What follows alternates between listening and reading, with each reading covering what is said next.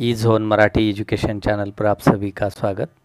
विद्यार्थी मित्रों, आज हम 12वीं कक्षा हिंदी कृति पत्रिका होती है बोर्ड एग्ज़ाम, या फर्स्ट टर्म होती है, सेकंड टर्म या प्रैक्टिस पेपर। इसमें सबसे महत्वपूर्ण होता है व्याकरण लेखन। तो इसके बारे में आज हम इस ई ज़ोन मराठी एजुकेशन चैनल पर आप 12वीं कक्षा हिंदी के व्याकरण स्वाध्याय देखने वाले हैं। 1 से लगभग 10 तक जो लाइव स्ट्रीमिंग रिकॉर्डिंग लेक्चर है आपको इस चैनल पर देखने के लिए मिलेंगे, जिससे आपको ज़्यादा से ज़्यादा लाभ इसका बोर्ड एग्ज़ाम में मिलेगा।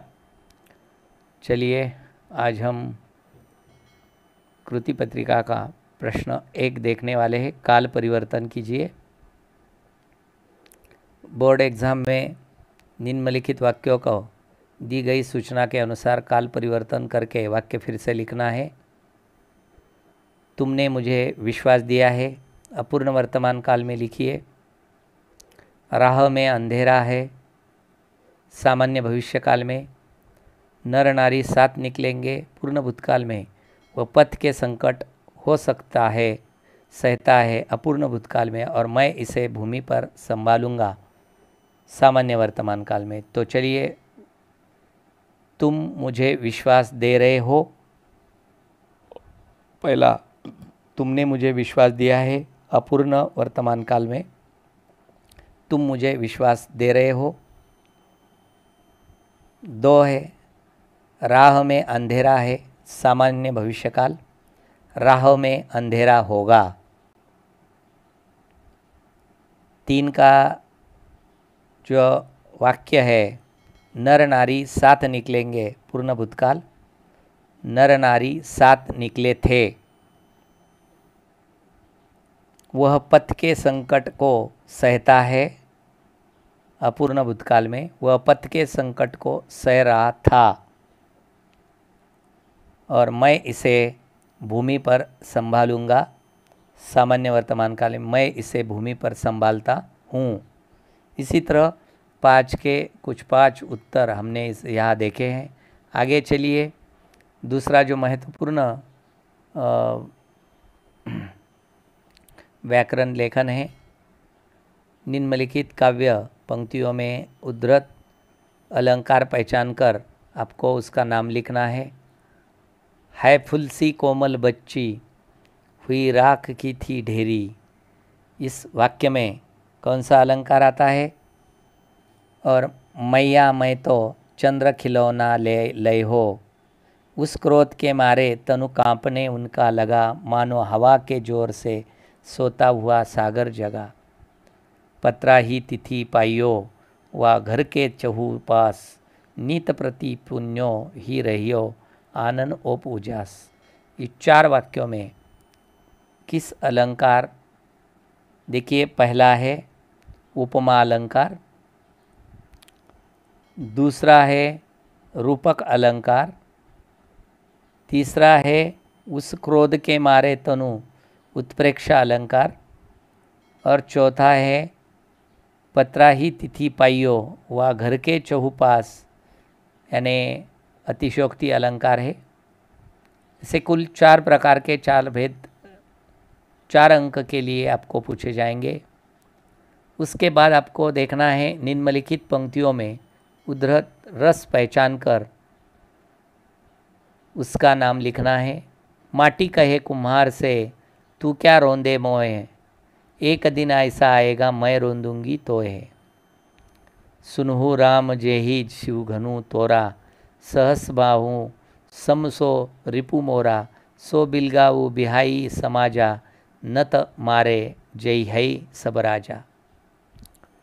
बिनु पग चले सुनय बिनु गाना, कर बिनु कर्म करे विधि नाना, आनंद रहित सकल रस भोगी, बिनु वाणी वक्ता बड़ योगी।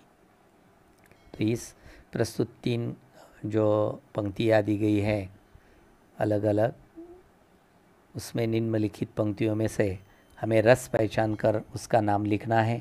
तो चलिए, पहला जो है, माटी कहे कुम्हार से तू क्या रोंदे मोहे, एक दिन ऐसा आएगा मैं रोंदूंगी तो है। तो पहला है शांत रस। दूसरा है सुनु राम जेहि शिव घनु तोरा, सहस बाहु समसोस रिपु मोरा, सो बिलगाऊ बिहाई समाजा, न तुम्हारे जहिए सब राजा। रौद्र रस है। और तीसरा जो है अद्भुत रस के पंक्तियाँ हैं। तो इसी तरह 3 रस 3 अंक के लिए आएंगे। इसके बाद चलिए मुहावरे देखेंगे। मुहावरों का अर्थ लिखकर वाक्यों में प्रयोग कीजिए। अपना उल्लू सीधा करना यानी अपना स्वार्थ सिद्ध करना। रमेश से समाज के हित की उम्मीद करना व्यर्थ है, वह हमेशा अपना उल्लू सीधा करने में लगा रहता है, यानी वाक्यों में प्रयोग किया है। उसके बाद दिन दुना रात चौगुना बढ़ना, यानी दिन प्रतिदिन अधिक उन्नति होना, प्रगति होना। जब से मुनीम जी की सलाह से सेठ करोड़ीमल ने कामकाज करना शुरू किया है, तब से उनका धंधा दिन दुना रात चौगुना बढ़ता जा रहा है। इसी तरह 3 क्रमांक 8 आंसू रोना, बहुत अधिक रोना। बुढ़िया का इकलौता बेटा जब से विदेश में नौकरी करने से दूर चला गया है, तब से वह अपने बेटे की याद में 8 आंसू रहती है। ओखली में सिर देना, जानबूझकर जोखिम उठाना। आदिवासियों का वह नेता अपने भाइयों के हित की लड़ाई लड़ने के लिए हमेशा ओखली में सिर देने के लिए तैयार रहता है। इसी तरह 5वां देखिए, क्रमांक 5 पेट काटना, भूखा रहना। रमेश ने अपनी सीमित आय में अपने दोनों बच्चों को पेट काट कर पढ़ाया था। इसी तरह कुल 5 मुहावरे दिए गए थे, जो कि कुल हर एक 2 अंक के लिए आता है। कुल 10 यानी 2 आते हैं 4 अंक के लिए प्रैक्टिस पेपर में या बोर्ड एग्ज़ाम में। क्वेश्चन नंबर 5 है वाक्य शुद्धिकरण। निम्नलिखित वाक्यों को शुद्ध करके आपको फिर से लिखना है। अतिथि आए हैं, घर में सामान नहीं है, परंतु अज्ञान भी अपराध है, उसके सत्य का पराजय हो जाता है। तो चलिए इसके उत्तर देखने वाले हैं। प्रेरणा और ताकत बनकर परस्पर विकास में सहभागी बने। दिलीप अपने माँ बाप की इकलौती संतान थी। आप इस शेष लिफाफे को खोल के पढ़ लीजिए, उसमें फूल बिछा दें। कहाँ खो गई है आप?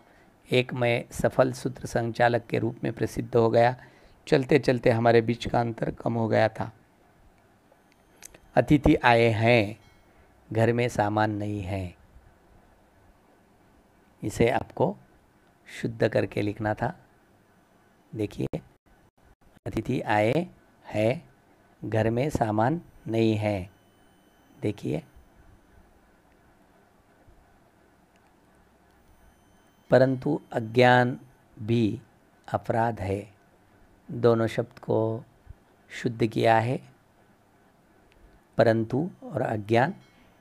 तीसरे वाक्य में उसका,